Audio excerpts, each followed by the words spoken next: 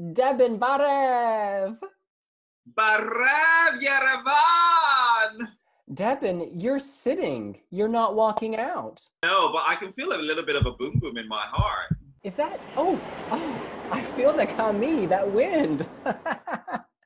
We are, of course, talking about Armenia, and if you piece it together, those are the 3 acts from Armenia that failed to qualify for the grand final of the Eurovision Song Contest. Should we go back and forth and name our favorite non-qualifier? Let's do that! Yes, Debin, Armenia has selected 14 singers to compete at Eurovision. Sadly, one of them, Athena Manukin, did not get a chance to go because of the coronavirus pandemic.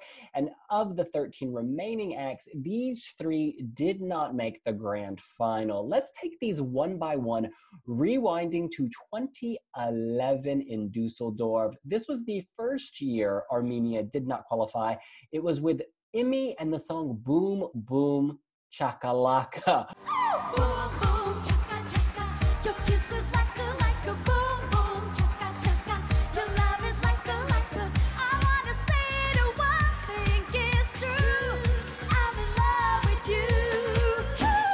What did you think of Boom Boom?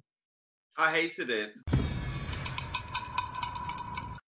I didn't like it at all. I thought it was silly. I thought it was infantile. I thought it had no musical merit. And it was borderline annoying.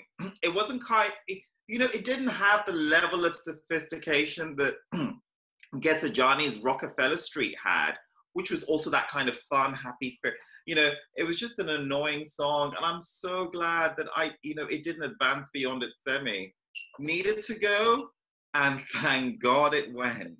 I'm sorry, Mike Tyson, Evander Holyfield, Emmy, 3 champs, Boom Boom Chakalaka, you make me wanna knock, something like that. It reminded me of Shakira's Waka Waka in a weird way. This Boom Boom Chaka Chaka. I like that they were going for alliteration. I like that she was exploring themes of kind of female empowerment. She can be a boxer. She can be the champ. Okay, maybe it's a stretch too far. Basically, this was a guilty pleasure. This was a guilty pleasure. I thought she looked good. I thought she had good movement. The song was definitely cheaper than what we were used to getting from Armenia. Like, it was beautiful. Okay, it was the budget Kele Kele. You know what? You can go for all that kind of sportsy. I mean, Kylie Minogue's Heartbeat Rock. That's genius. But not the your love is like a it was awful. I just remember specifically timing my toilet breaks during rehearsals for that. I could not bear it. We were both in Dusseldorf though, and I remember people being surprised this didn't go through. I think a lot of that was built on the fact Armenia had such a stellar record until that point, as opposed to the quality of the song. Speaking of Dusseldorf, this your hairstylist 2.0 because you first showcased this beauty in Dusseldorf. Yes, I was rocking the Jedward look back in Dusseldorf. My heart was going boom boom. Now, Devin, we move on to 2018. This is the second time that Armenia has not made the grand final. And this was Sevak Khanagyan with Qami. Qami.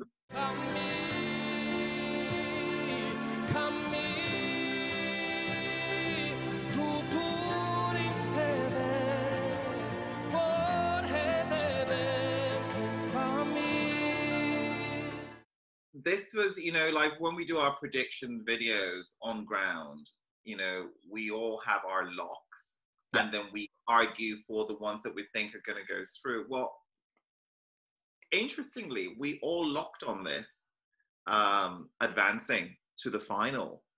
So, I'm sure the shock was shared by many of us Wiwibloggs and indeed Eurovision fans that this did not advance. Yeah, I thought this was going through based on kind of the spirituality, the authenticity, the beauty. Sevak had a presence. This was solid.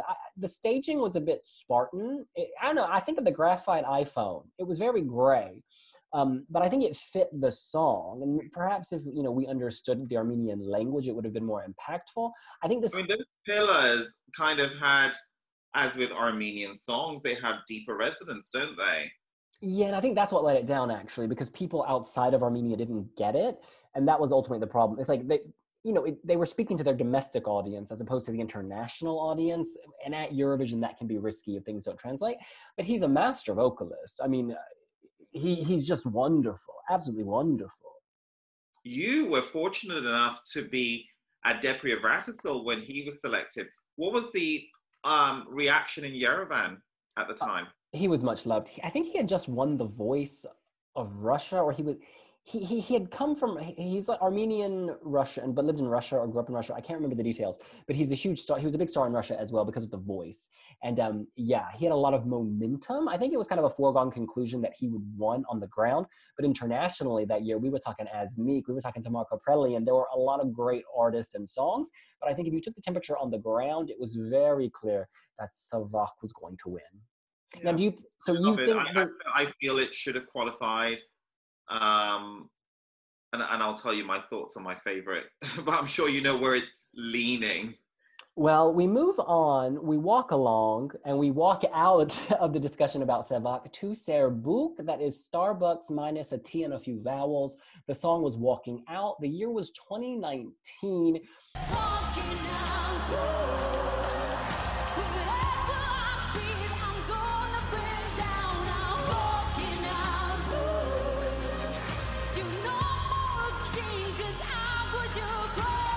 This was a fan favorite, I would argue to say. A lot of fans really, really loved this. I personally loved the shattered glass effect they were going for on stage on the LED. That was really effective. Less effective was when the audience walked out. I think that gimmick it just didn't go down well in the press room among fans. On television, it was actually confusing on television because you thought, are they accidentally showing rehearsal footage? Where's everybody at? Which was unfortunate because she, again, is a wonderful singer. She's capable. Well, she had that song, Half a Goddess, 100% Srbuk. But I think Walking Out, for me, was a little bit beneath her. I was never a fan of the song. With Srbuk, it's mixed feelings. It really depends on what day you ask me. I'm always wavering on her. Our Armenian correspondent, Antranik Shakayan, absolutely worships her. Things like, she is beyond goddess, essentially. And there's a lot of hype about her. And I remember when the music video dropped for Walking Out, and I'm thinking, well, everyone's expecting me to like this, but gotta keep it real. I just felt it was kind of hollow. And, it kind of reminded me of a Christina Aguilera B-side. Or even a song that didn't even, a random hidden track on an album that nobody really cared for, but lots of money thrown at it and lots of production and stuff. It was just it felt weighted and quite dense. And she's just walking out. And you know what? The apex of my reaction to her was at the Eurovision gig in Madrid, where my girl, she was having problems with her ear monitor. And guess what she did mid-song?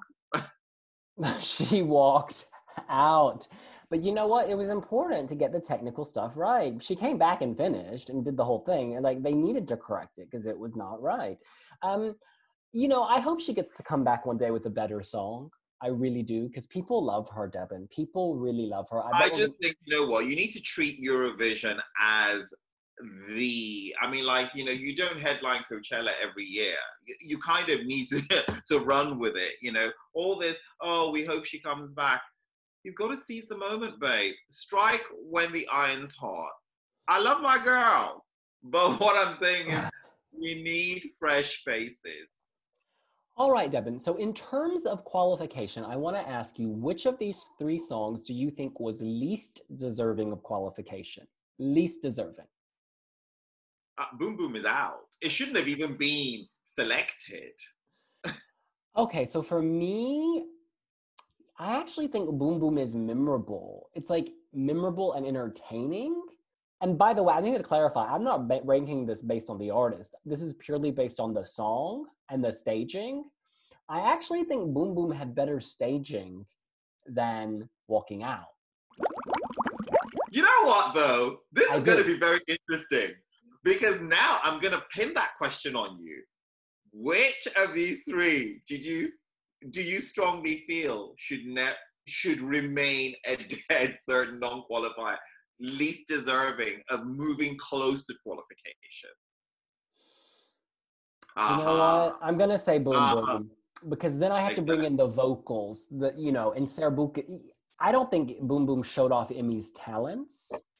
Whereas at least with Walking Out, you heard how good of a vocalist Srbuk is. But staging did let her down. She can sing.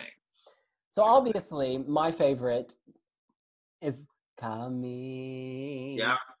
Qami. It's absolutely my favorite as well. And do you think it should have qualified? Oh, actually, we thought it would. So we thought it would, but it was a tough semi. I would have put it through for the sake of musical diversity. I think it deserved to be there. I really do. I absolutely agree. I mean, what year was that? Was that Kiev? 2018, right? Lisbon. Tough. Oh, that year was tough. The toughest semi of all time, right? It was tough. It was tough. It was real tough. Yeah. Oh, wow. Okay. Now I understand why it didn't make it. Just because so many deserving songs didn't make it that year. Because it was such a tough semi. It was a bloodbath. It was a bloodbath, Deppin. Didn't Sarah Alto come in like 9th in her? I mean, we thought she could even win the whole thing. I was like, Helsinki, we have a problem. I don't know what's going on. It was drama. I don't know what was going on. In any case, that is what we think. What do you think? Which of Armenia's non-qualifiers is your favorite? Which of these songs do you think would have done the best in the grand final? And who deserved to stay out? Let us know here on Wiwibloggs. And if you're watching this on YouTube, guess what, guys? We have a website. It's called Wiwibloggs.com. That's right. Y'all need to hit us up. Right, and yeah, this has been fun, William. Yeah, super fun. And I'll see you later. Bye.